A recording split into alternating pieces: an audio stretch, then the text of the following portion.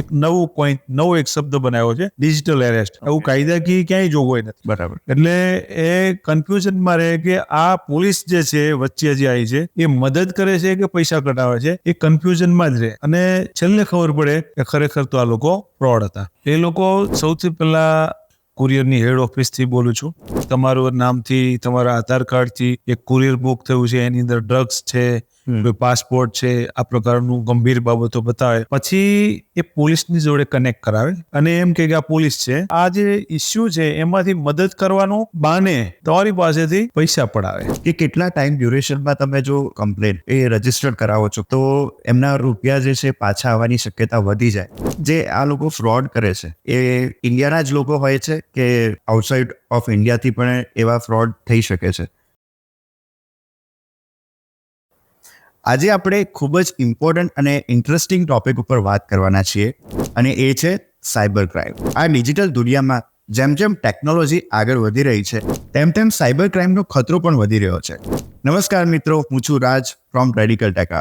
તો આજે આપણે જાણવાના છીએ કે સાયબર ક્રાઇમ શું છે, આપણી લાઈફને કેવી રીતે અફેક્ટ કરી શકે છે અને શું કરીએ તો આપણે સાયબર ક્રાઇમથી બચી શકીએ છીએ.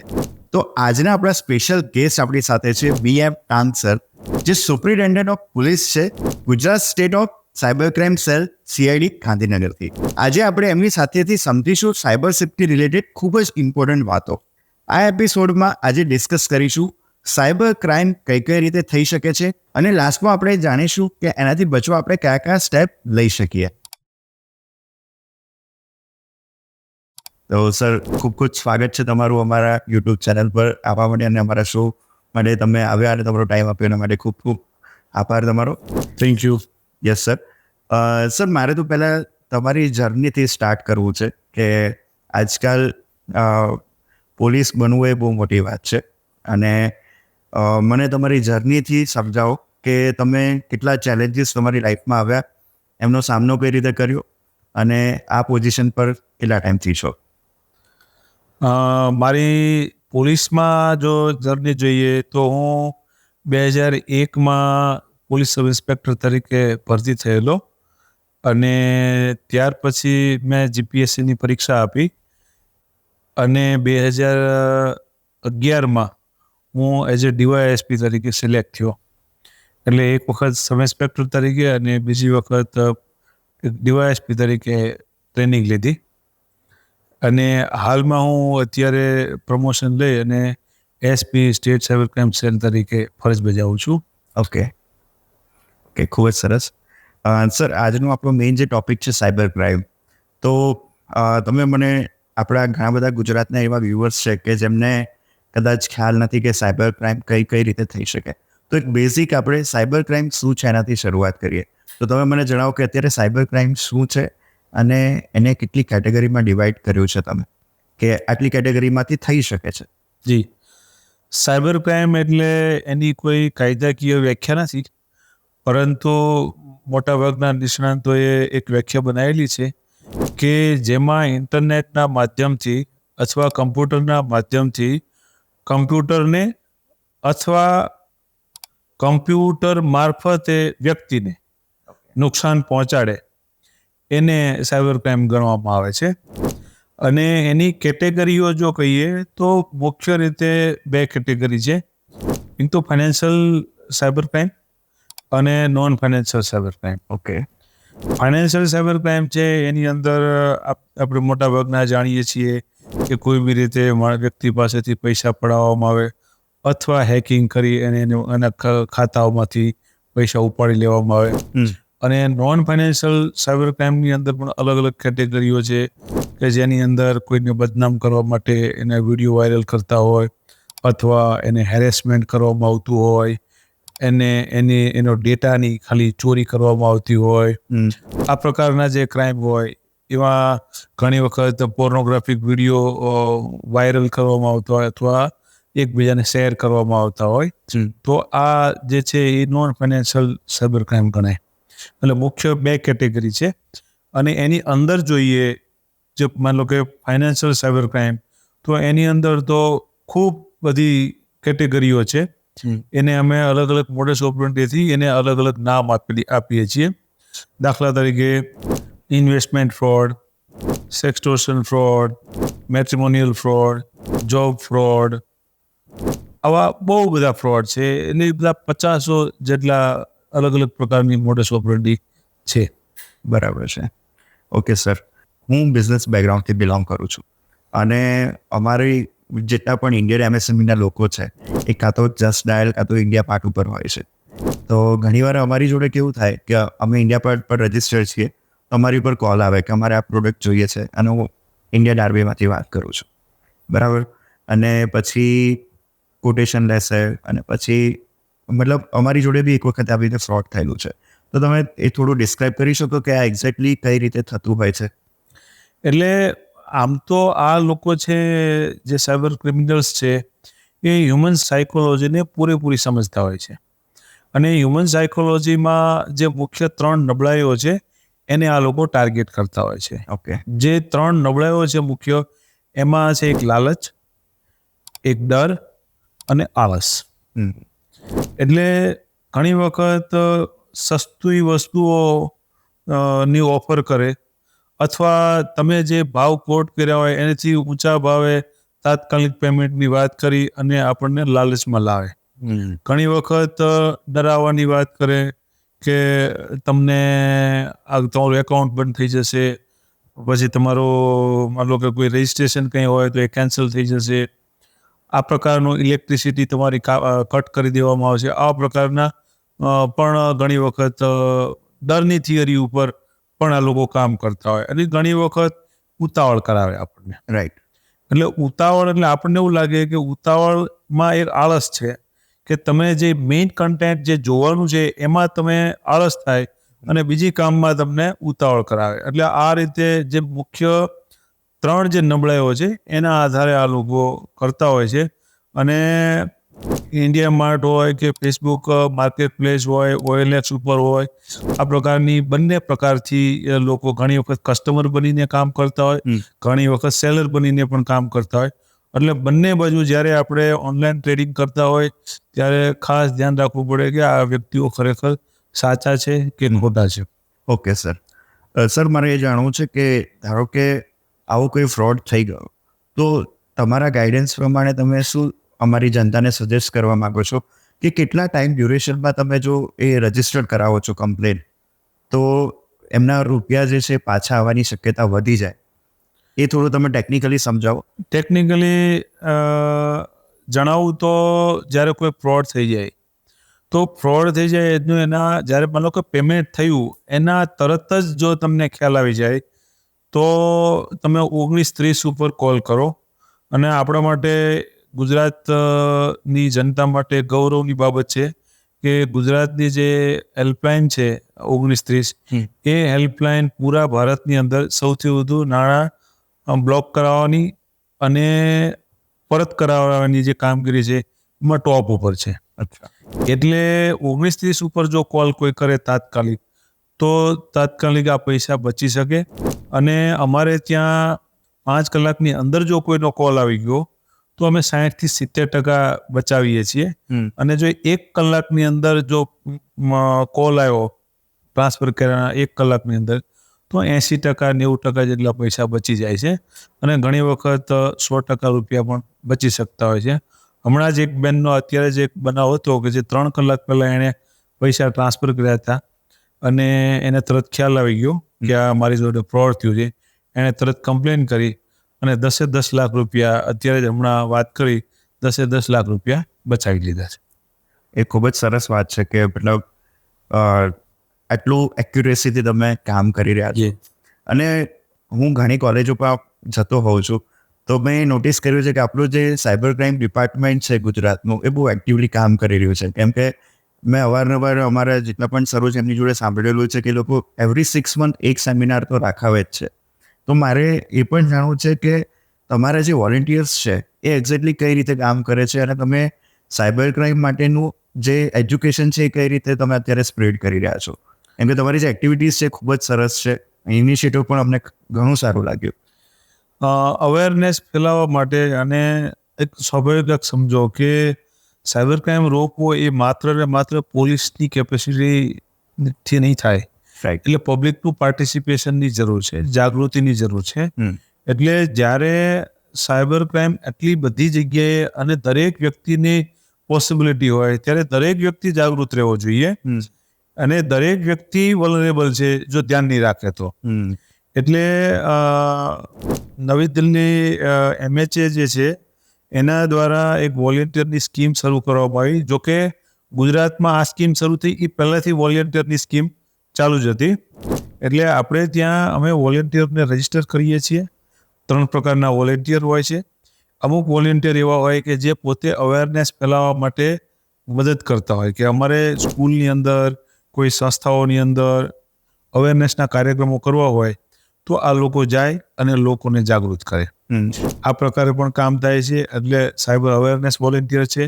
બીજું અમુક એવી રીતના વોલેન્ટિયર હોય કે જે અવેર કરવામાં એટલા બધા હોશિયાર ન હોય, પરંતુ એ જ્યારે ઇન્ટરનેટ ઉપર ક્યાંક ને ક્યાંક સોશિયલ મીડિયા ઉપર કે ક્યાંય સર્ફિંગ કરતા હોય તો એ લોકો કંઈકનું કંઈક ઇલીગલ કન્ટેન્ટ એમને જોવામાં આવે, ક્યાંક એવી પોસ્ટ ડાઉટફુલ આવે, કોઈ એવી પ્રકારનો હેરાન કરતો એવા પ્રકારની કોઈ પોસ્ટ હોય, બદનામ કોઈને કરતા હોય અથવા રિલિજિયસ કટ્ટરતા ફેલાવતા ઘણી વખત પોસ્ટ ફેલાવતા કોઈ વ્યક્તિઓ હોય તો આના વિરુદ્ધમાં અમને રિપોર્ટ કરે, અનલોફુલ કન્ટેન્ટ માટે અમને રિપોર્ટ કરે.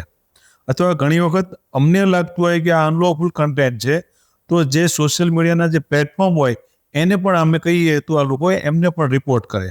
એટલે જેના કારણે એ જે કન્ટેન્ટ છે એને પ્લેટફોર્મ ઉપરથી દૂર કરવામાં આવે, એને બ્લોક કરવામાં આવે. એટલે આ પ્રકારના પણ વોલેન્ટિયર હોય છે. અને ત્રીજું એવા પ્રકારના વોલેન્ટિયર છે કે જે વોલેન્ટિયર પોલીસને ઇન્વેસ્ટિગેશનમાં મદદ કરે. આપણે ત્યાં ગુજરાતની અંદર NFSU છે, RRU છે, GTU છે, એમાં ઘણા બધા પ્રોફેસર્સ, ઘણા બધા સ્ટુડન્ટ્સ એટલા હોશિયાર હોય છે. અમુક કોર્પોરેટ કંપનીઓમાં કામ કરતા હોય છે પ્રોફેશનલ્સ.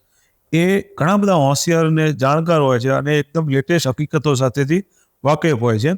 એ લોકો પોલીસને કોઈક વખત તકલીફ પડે ઇન્વેસ્ટિગેશનમાં એને કંઈક ટ્રેનિંગ આપી શકે, એને કંઈક પ્રશ્નનું સોલ્યુશન આપી શકે, આ પ્રકારના હોય છે. એટલે જે એ લોકો અમને એક ટ્રેનર તરીકે મદદ કરે છે. ઓકે, બરાબર છે. સર, મારે બીજું એ પણ જાણવું છે કે તમારી જે જર્ની છે એઝ અ પોલીસ અને સાયબર ક્રાઇમમાં, તમે મને કોઈ સક્સેસ સ્ટોરી જણાવી શકો કે જેના કારણે તમને એવું થયું હોય કે તમે જે અત્યારે તમારી જે ડ્યુટી નિભાવો છો એનાથી તમે એકદમ ખુશ છો? તો એવી કોઈ સક્સેસ સ્ટોરી છે તમારી જોડે? અમારી પાસે સક્સેસ સ્ટોરી એક નહીં પણ બહુ બધી સક્સેસ સ્ટોરી છે. એક તો સૌથી પહેલું કે જ્યારે પૂરા ભારતની અંદર જ્યારે સ્ટેટ સાયબર ક્રાઇમ સેલ ગુજરાતની કામગીરી ટોપ ઉપર હોય, સૌથી વધુ નાણાં બ્લોક કરાવવાની વાત હોય તો એમાં હું જે શરૂઆતથી અત્યાર સુધી એમાં સાથે જ છું. એટલે એ પણ એક મને સફળતા મળી. બીજું એન્ટી બુલિંગ યુનિટ છે કે જેમાં ઘણી વખત મહિલાઓને, બાળકીઓને, વૃદ્ધોને કોઈ નાની મોટી હેરાનગતિ હોય, ટેકનિકલ પ્રશ્નો પેદા થતા હોય, કોઈ બદનામ કરતા હોય તો આ પ્રકારે એને જ્યારે ટોર્ચર કરતા હોય જ્યારે અમે એનું પ્રશ્નનું સોલ્યુશન લાવીએ ત્યારે પણ અમે ખૂબ અમને એક ગૌરવ અને સંતોષ મળતો હોય છે. ઇવન હું આપણે વધારાની વાત કરું તો અમારે ત્યાં સ્યુસાઇડ કરવાવાળા લોકો, જેને કોઈ ટોર્ચરના કારણે, કોઈ હેરાનગતિના કારણે સ્યુસાઇડ કરવાનું મન થતું હોય તો પણ એ લોકો 1930 ઉપર કોલ કરે છે. અને કોલ કર્યા પછી અમે એ લોકોનું કાઉન્સેલિંગ કરીએ છીએ. અમારે ત્યાં સાયકોલોજીસ્ટ, કાઉન્સેલર છે જે કાઉન્સેલિંગ કરે છે અને એ કાઉન્સેલિંગ કર્યા બાદ એ લોકો એમ કહે કે સાહેબ અમે હવે ક્યારેય આત્મહત્યા કરશું નહીં. તો આ કાઉન્સેલિંગનું કામ થાય અને જ્યારે કોઈ માણસ એમ કે અમને હરખથી કે હવે સાહેબ અમારેથી આવા વિચારો અમે નહીં કરીએ. એનાથી આગળની વાત કરું તો ઘણી વખત લોકો સુસાઇડ કરવાના ઈરાદે કંઈ દવા પી લે, એવું કંઈ કરે અને પોસ્ટ મૂકે ફેસબુક ઉપર, ઇન્સ્ટાગ્રામ ઉપર. તો અમારું ફેસબુક મેટા જોડે સીધું કનેક્શન છે અને સીધા ઈમેલથી અમને મેસેજ આવે કે આ વ્યક્તિએ સુસાઇડ કરવાની વાત કરી છે અને એની આ વિગત છે. તો એના લોકેશન મેળવી અને અમે લોકલ પોલીસને તાત્કાલિક ત્યાં મોકલીએ અને એ માણસની સ્થિતિ તપાસ કરી અને જો કંઈ આવું કંઈ સુસાઇડનો પ્રયત્ન કર્યો હોય તો એને અમે દવાખાને લઈ જઈએ આવું કરીએ. અને અમારે ત્યાં એવા ઘણા બધા બનાવ છે. લગભગ અત્યાર સુધીમાં 50 થી 60 લોકોને મેં આવી રીતે સુસાઇડ કરતા રોક્યા છે. અને અમુક બનાવ તો એવા છે કે જે બનાવની અંદર એને દવા પીધી છે, એના ઘરનાને લોકોને નથી ખબર કે આણે દવા પીધી છે. પોલીસ જઈને ખખડાવે અને એને ચેક કરે છે તો દવા પીધેલી હાલતમાં સૂતો હોય અને પોલીસ દવાખાને લઈ જાય. એટલે આવા જ્યારે બનાવ હોય ને ત્યારે આપણને એવું લાગે કે જે નવા સિનેરીઓમાં જ્યારે પબ્લિક જઈ રહી છે એક નવા ડોમેઇનમાં, ડિજિટલ ડોમેઇનમાં, એ વખતે એને કમ્ફર્ટેબલ લાગે, એને એવું લાગે કે આ જે ડિજિટલ ટેકનોલોજી છે એ અમારા માટે આશીર્વાદરૂપ છે. આ ટેકનોલોજીના કારણે પ્રશ્નો થયા છે તો આ ટેકનોલોજીથી ઘણા બધા પ્રશ્નો સોલ્વ થાય છે. તો એના માટે વ્યવસ્થિત વાતાવરણ બને, એક ઇકોસિસ્ટમ સારી બને, એમાં ભાગરૂપ થવાનો જે અમને એક લાભ મળ્યો એનું પણ અમને એક સંતોષ અને ગૌરવ છે કે અમે લોકો જે અજાણી જગ્યાએ જઈ રહ્યા છે તો ત્યાં અમે લોકોને કમ્ફર્ટ આપીએ છીએ અને આ ટેકનોલોજી એને અભિશાપ નહીં પણ આશીર્વાદરૂપ લાગે એવું વાતાવરણ કરવાની કોશિશ કરીએ છીએ. બરાબર છે. તો સર, આપણે કદાચ આંકડાની વાત કરીએ તો કેટલા કેસીસ સક્સેસફુલી ગુજરાત ગવર્મેન્ટે સોલ્વ કર્યા છે, એ થોડો રેશિયો કહી શકો? રેશિયો એટલે અમારું જે સ્ટેટ સાયબર ક્રાઇમ સેલ જે કામ કરે છે, તો સ્ટેટ સાયબર ક્રાઇમ સેલમાં જે ફરિયાદો થાય છે, જે પૈસા જાય છે, એને એક અંદાજ કરીએ તો લગભગ 25% નાણાં અમે લોકો બ્લોક કરાવીએ છીએ. ઓકે, 25%, જે પૂરા ભારતની અંદર ટોપ ઉપર છે. એટલે આ રીતનું અમારી ટકાવારી સંખ્યા છે. બીજો એક મારો પર્સનલ એક ટેકનિકલ ક્વેશ્ચન પણ એ છે કે જે આ લોકો ફ્રોડ કરે છે, તો મતલબ એ ઇન્ડિયાના જ લોકો હોય છે કે મતલબ બહાર આઉટસાઇડ ઓફ ઇન્ડિયાથી પણ એવા ફ્રોડ થઈ શકે છે? જે નાના જે ફ્રોડ છે, કોઈના 10-15 હજાર રૂપિયા લઈ લીધા અને એ પ્રકારના ફ્રોડ છે, એ ફ્રોડ મોટાભાગે ઇન્ડિયામાંથી અમુક પોકેટ છે. દાખલા તરીકે નોર્થ રાજસ્થાન છે, સાઉથ હરિયાણા છે, પછી વેસ્ટ યુપી છે. આટલા વિસ્તારમાંથી ઘણા બધા એક ગેંગો છે કે જે આ કામ કરે છે. ઇવન ઝારખંડની અંદર પણ આ પ્રકારની ગેંગો કામ કરે છે. તો એ અહીંયા છે જ. સાથે સાથે જે મોટા પ્રકારના ફ્રોડ છે, દાખલા તરીકે ઇન્વેસ્ટમેન્ટ ફ્રોડ છે, તો આ પ્રકારના ફ્રોડ પછી ફેડેક્સ કુરિયરથી, ફેડેક્સના નામથી જે ફ્રોડ કરવામાં આવે છે, ડિજિટલ એરેસ્ટ, જેમાં બહુ મોટી રકમ સંડોવાયેલી હોય, એ ચાઇના બેઝડ ક્રિમિનલ્સ છે જે કંબોડિયા, થાઈલેન્ડ એવા વિસ્તાર, ઘણી વખત દુબઈથી આ રીતે કામ કરતા હોય છે. મલેશિયા પણ છે. અમારા બિઝનેસ ગ્રુપમાં એક એવો ઇન્સિડન્ટ બન્યો હતો. તમે જ્યારે ફેડેક્સનું નામ લીધું, એ લોકો રેગ્યુલર ઇમ્પોર્ટ કરે છે પ્રોડક્ટ્સ. તો એમાં કોઈ એક અનનોન પર્સનનો કોલ આવે છે કે તમારા કુરિયરમાંથી ડ્રગ્સ મળ્યું છે, એટલે તમારે અત્યારે તાત્કાલિક આટલું મતલબ ફંડ આપવું પડશે, અધરવાઇઝ હું અમારા હાયર ઓથોરિટીને ઇન્ફોર્મ કરીશ ને તમારી ધરપકડ થશે. તો આ ટાઈપના કેસીસ પણ આવે છે તમારા ત્યાં? કેમ કે ઘણા બધા આવી પણ ત્યારે એઝ અ પર્સન આપણને એટલું જ બીક લાગી છે કે હવે અમે લોકો તો આવું કર્યું નથી, અને આ બધા જે કેસીસ છે એના જે ટર્મ્સ અમારી ઉપર લાગશે, એનાથી ડરીને જે કદાચ ફોન ઉપર જે માગશે આપી દેશે. એ આજે આપને વાત કરી એમાં મને લાગે છે થોડીક અધૂરી વાત હશે. ઓકે. એ લોકો સૌથી પહેલાં કોઈ એક પોલીસ સ્ટેશન, કોઈ એક જગ્યાએથી બોલતા હોય, બોમ્બેથી કુરિયરની હેડ ઓફિસથી બોલું છું, અને તમારું નામથી, તમારા આધાર કાર્ડથી એક કુરિયર બુક થયું છે, એની અંદર ડ્રગ્સ છે, કોઈ પાસપોર્ટ છે, આ પ્રકારનું ગંભીર બાબતો બતાવે, પછી એ પોલીસની જોડે કનેક્ટ કરાવે, લોકલ પોલીસ જોડે. અચ્છા. લોકલ પોલીસનો હોય પણ બીજા એ લોકોની એક બીજી બ્રાન્ચ હોય, અને એમ કે આ પોલીસ છે, અને પોલીસથી વાત કરે, અને એ તમને મદદ કરવાની, આ જે ઇસ્યુ છે એમાંથી મદદ કરવાનું બાને તમારી પાસેથી પૈસા પડાવે. બરાબર. મતલબ કે એમ કે ભાઈ તમારું ખાલી ચેકિંગ કરવામાં આવશે, હાલ તમે આગળ જતા તમને પૈસા પાછા આપવામાં આવશે, તમે અત્યારે જ્યાં સુધી તપાસ ચાલે ત્યાં સુધી તમારે વિડીયો કોલની સામે રહેવાનું છે.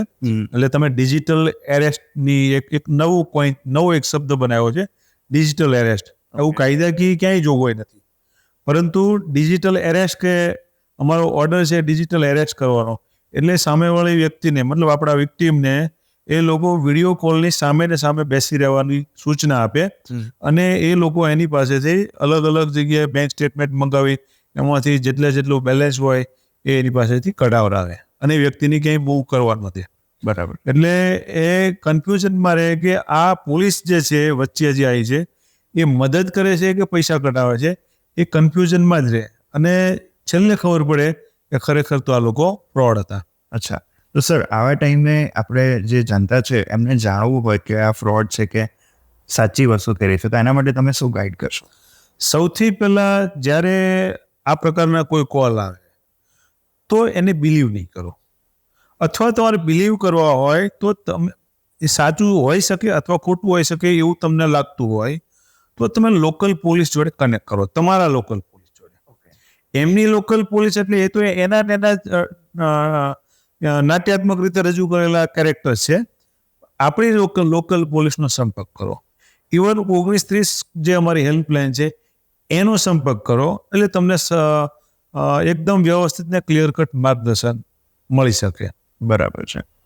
ઓકે, ખૂબ જ સરસ સર તમે આ સમજાવ્યું, કેમ કે આ જે છે ને હમણાં નવો ટ્રેન્ડ ચાલુ થયો છે કે જેમાં મોટી ટિકિટ સાઇઝના રૂપિયા એ લોકો પડાવતા હોય છે. જી સર, બીજું મારે જાણવું છે કે તમે જે કીધું છે નાની પોકેટ સાઇઝમાં જે લોકો રૂપિયા પડાવે છે, તો એ મનીનું સર્ક્યુલેશન કઈ રીતે થતું હશે? કેમ કે અમે કદાચ થોડું ટેકનિકલી જાણતા હોઈએ તો કદાચ એ કેશ ઉપાડી લે તો પછી આપણને ક્યારેય પાછા નથી મળવાના. તો એ પાછળથી તમે કાર્યવાહી કરો અને તમને ખબર પડે કે આધાર કાર્ડમાં આ પર્સનનું નામ બોલે છે અને કદાચ તમે એને જોવો તો એકચ્યુઅલી એના નામ પર બી ખોટું અકાઉન્ટ બનાવેલું હોય, બને. તો આખી આ પ્રોસેસ કઈ રીતે થતી હોય છે થોડું જણાવી શકો તો કદાચ આપણા વ્યુઅર્સને પણ ખબર પડે કે એમનો ડેટા કેટલું ઇમ્પોર્ટન્ટ છે અને એમને શું કરવું જોઈએ આ કેસમાં. આમાં જે સાયબર ક્રાઇમ જે થાય છે એ 3 ફેઝમાં થતો હોય છે. સૌથી પહેલો જે ફેઝ છે એમાં ડેટા ચોરી થતી હોય. કોણ વ્યક્તિ પાસે કેટલા પૈસા છે, કયા પ્રકારનો બિઝનેસ કરે છે, એ ક્રિમિનલને કેવી રીતે ખબર પડે? એ લોકો કંઈક ને કંઈક આપણને ફિશિંગ લિંક મોકલતા હોય, આપણો ડેટા કોઈ બીજી જગ્યાએ હોય ત્યાંથી ચોરતા હોય, એ લોકો પણ ઓનલાઈન પ્લેટફોર્મ ઉપર હોય અને ત્યાંથી ડેટા કાઢતા હોય, અથવા એવી ફેક વેબસાઇટો બનાવે. ફેક વેબસાઇટ ઉપર આપણે લોકોને એવું લાગે કે હું સાચી વેબસાઇટ ઉપર છું, તો ત્યાં આપણે ડેટા આપણો આપતા હોય, આપણું નામ, સરનામું, બિઝનેસ, આધાર કાર્ડ, આ બધી વિગતો ત્યાં આપણે ભરતા હોય. એટલે એ ડેટા આ લોકો સાયબર ક્રિમિનલ જે હોય બીજી કેટેગરીના એ લોકોને સોંપી દે, વેચી આપે.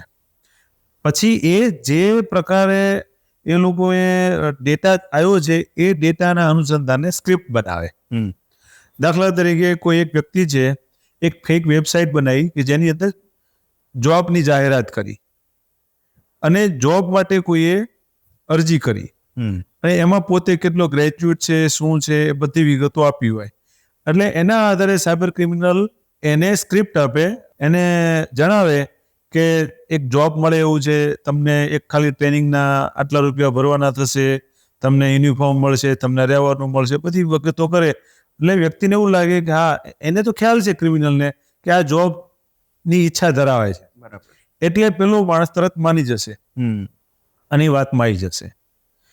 પછી કોઈ મેટ્રિમોનિયલ ફ્રોડ હોય તો જે કોઈ મેરેજ માટે ઘણી વખત દીકરા દીકરીઓ પોતાની વિગતો રજૂ કરતા હોય તો ત્યાંથી લોકો એ ડેટા ઉઠાવે અને એને કોલ કરે કે તમારી પ્રોફાઇલ અમને પસંદ આવી છે, એમ કરીને એની જોડે વાતોચીતો કરે.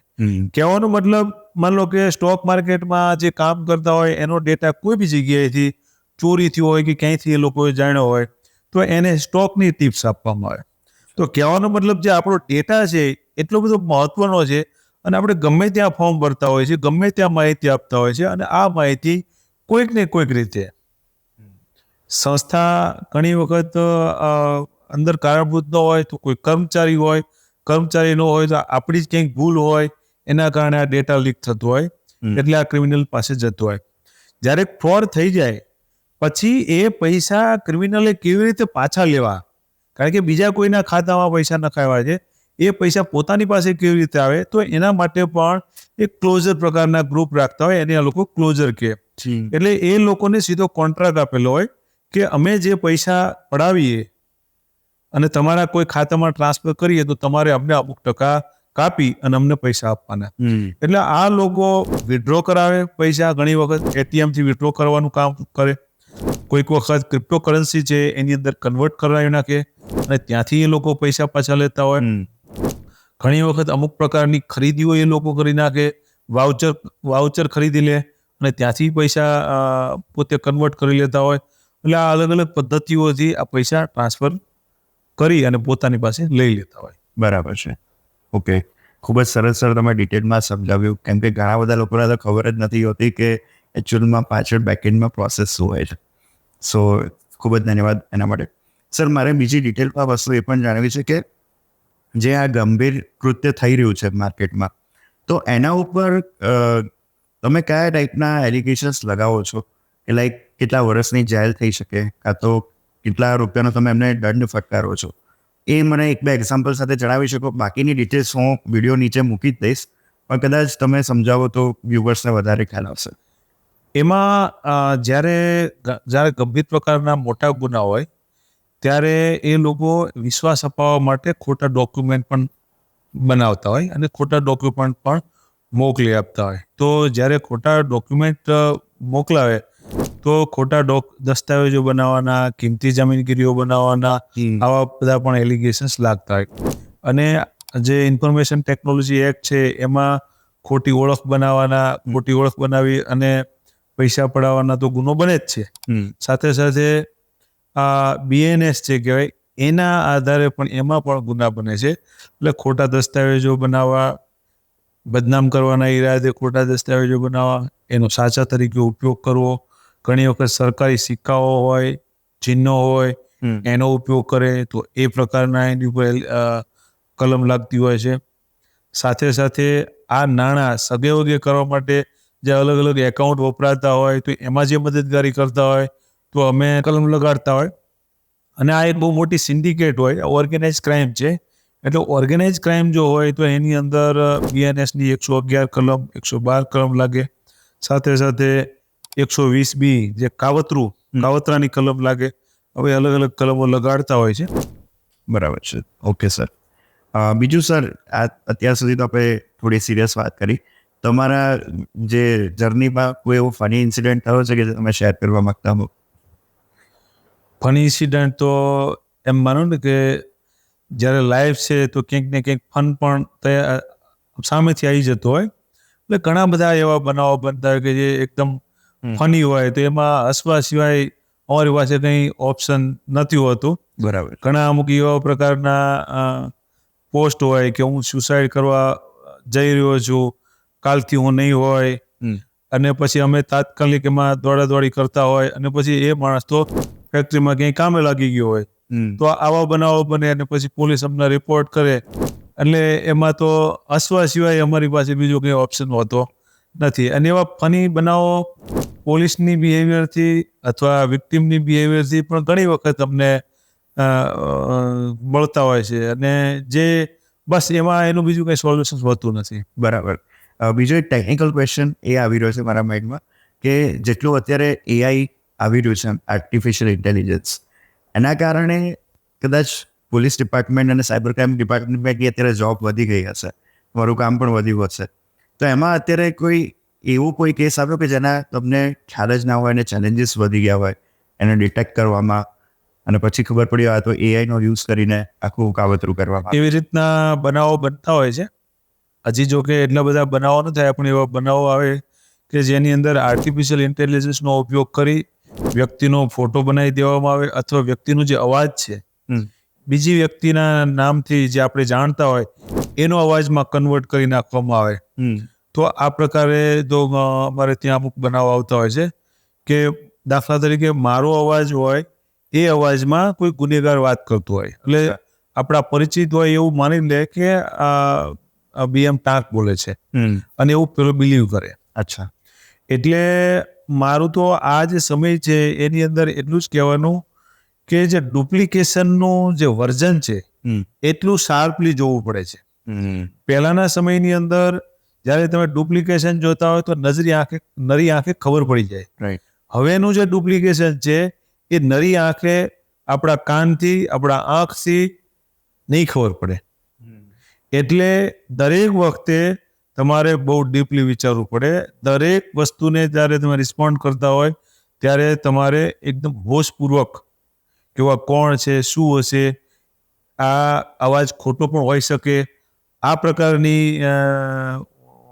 વિચાર સાથે એટલા હોશપૂર્વક તમારે બિહેવિયર કરવું પડે. બરાબર છે. હમણાં જ એક બનાવ બન્યો હતો કે જેની અંદર એક મલ્ટીનેશનલ કંપનીના સીઈઓ સાથે જબરજસ્ત લગભગ 2 કરોડ ઉપરની છેતરપિંડી થઈ. એમાં એમના જે ટોપ લેવલના જે મલ્ટીનેશનલ કંપનીના જે હેડ હતા એને અને અહીંના સીઈઓ જે વાતચીતમાં એને એવું જ લાગ્યું કે અમારા સીઈઓ જ વાત કરે છે અને એ બિલીવ કરી લીધું એની અંદર પૈસા ટ્રાન્સફર કરાવ્યા અને એની જોડે ફ્રોડ થઈ ગયો. બરાબર. એટલે આ પ્રકારની ચેલેન્જીસ હવે વધતી જાય છે. ઓકે, ખૂબ જ સરસ સર. બીજું સર મારે જાણવું છે કે તમે આ જેટલા પણ નવા ફ્રોડ્સ રોજ આવતા જાય છે તો એના એજ્યુકેશન માટે અને તમારી જોડે એઝ અ વોલેન્ટિયર કોઈને કનેક્ટ થવું હોય તો એની શું પ્રોસેસ હોય છે એ તમે થોડું જણાવી શકો કે જેના કારણે તમારી જે સેના છે મોટી થાય? એટલે અવેરનેસ તો ખૂબ જરૂર છે અને આની સાથે સાથે અમારી સાથે વોલેન્ટિયર જોડાય, પબ્લિક જોડાય તો જ આ અમે છેક સુધી બોટમ સુધી સામાન્ય માણસ સુધી પહોંચી શકશું. એના માટે cybercrime.gov.in એક સરકારી પોર્ટલ છે. એ પોર્ટલ ઉપર જઈ અને વ્યક્તિ પોતાને વોલેન્ટિયર તરીકે ત્યાં એક બટન છે સાયબર વોલેન્ટિયર, એ દબાવી અને એમાં પોતાની જે કંઈ કેટેગરીમાં કામ કરવા માંગતા હોય પોતાની જાતને ત્યાં રજીસ્ટર કરાવી શકે છે. ઓકે, ખૂબ જ સરસ. પહેલાં તો સર ખૂબ જ ધન્યવાદ તમારો કે તમે જેટલી ડિટેલમાં ઇન્ફોર્મેશન આપી અને તમારો કિંમતી સમય ફાળવ્યો. એક લાસ્ટ ક્વેશ્ચન સાથે હું આ પોડકાસ્ટનો એડ કરીશ કે આજે નવા સાયબર ક્રાઇમ થઈ રહ્યા છે, હવે લોકોની જાગૃતતા વધે એના માટે તમે એમને શું એડવાઇસ કરશો? લોકોને તો આપના માધ્યમથી મારે એક મેસેજ આપવાનો કે આ ડિજિટલ ટેકનોલોજી છે એટલી સુંદર ટેકનોલોજી છે. માનવ જાતના ઇતિહાસમાં આ એટલી સરસ ટેકનોલોજી છે. સૌથી વધુ આપણે લોકો ભાગશાળી છીએ કે આપણે લોકો એક જ ક્લિકથી દુનિયાના કોઈ પણ ખૂણા સુધી પહોંચી શકીએ છીએ. આપણો અવાજ, આપણી વાત, આપણા વિચારો દુનિયાના કોઈ પણ ખૂણા સુધી પહોંચાડી શકીએ છીએ. આ ખૂબ આશીર્વાદ ટેકનોલોજી. પરંતુ સાથે સાથે જે એની અંદર એક રિસ્ક રહેલું છે કે દુનિયાના કોઈ પણ ખૂણેથી એક જ ક્લિકથી જો તમે ભૂલ કરો તો વ્યક્તિ તમારા બેડરૂમ સુધી પહોંચી શકે, તમારા એકાઉન્ટ સુધી પહોંચી શકે અને તમારા જ્યાં તમે કામ કરતા ઓફિસ સુધી પહોંચી શકે. એટલે એ જે રિસ્ક છે એ રિસ્કને સમજવું પડશે અને એ રિસ્કને એને ટાળવું હોય તો જ્યારે પણ આપણે કંઈ પણ કામ કરીએ છીએ, ક્લિક કરીએ છીએ, કોઈની જોડે કોમ્યુનિકેશન સાથેથી જોડાઈએ છીએ ઇન્ટરનેટના માધ્યમથી, તો એ વખતે આપણે હોશપૂર્વક વર્તન કરવાનું છે. જ્યારે આપણે કોઈ જોડે કોમ્યુનિકેટ કરતા હોય અથવા નાણાકીય વ્યવહાર કરતા હોય તો માત્ર 20 સેકન્ડ આપણે વિચારવાનું છે કે હું કોને પૈસા આપું છું, આ કોણ છે, આ બરાબર જગ્યાએ પૈસા જાય છે, કેટલા પૈસા જાય છે, આનું કારણ બરાબર છે. આટલું વિચારતા અમારા અંદાજ મુજબ 20 સેકન્ડ થાય. સંપૂર્ણ હોશ ખાલી 20 સેકન્ડ રાખવામાં આવે તો હું એવું માનું છું કે આ જે ન્યુસન્સ છે, જે કંઈ પણ આપણા માટે જે એક પડકારજનક પરિસ્થિતિ આવી છે એ પરિસ્થિતિને આપણે અવોઇડ કરી શકીએ અને આ ટેકનોલોજીનો સારામાં સારો લાભ લઈ શકીએ. Okay, thank you so much sir અહીંયા આવવા માટે રેડિકલ ટોક શો પર.